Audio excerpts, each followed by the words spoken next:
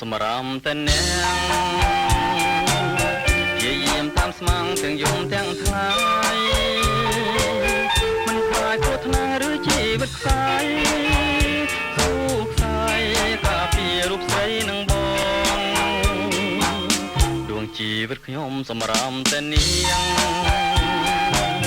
ដួងចិនស្រែកច្រៀងពីរឿងស្នេហ៍ស្នងថាអូនកុំព្រួយព្រោះរូបបងនួនល្អកាន់សៅមកឡើយណាបងស្រឡាញ់តែអូនម្នាក់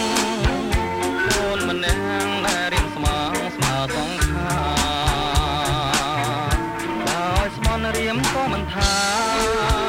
សុំយ៉ាងណាក៏មិនថាទេមៀបងដួងជីវិតបងសម្រាមតែអូននៅទុំជាក្បូនសម្រាមចំឡង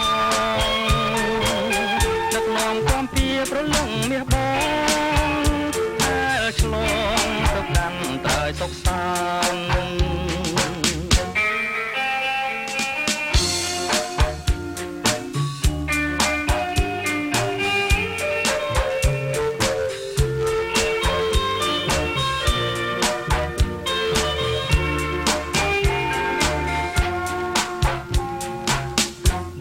ស្រឡាញ់តែអូនម្នាក់អូនម្នាក់ដែលរៀនស្មើស្មើសងខា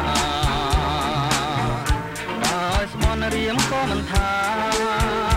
សុំយ៉ាងណាក៏មិនថាទេមៀបងដួងជីវិតបងសម្រាមតែអូននៅទុំជាក្បូនសម្រាមចំឡង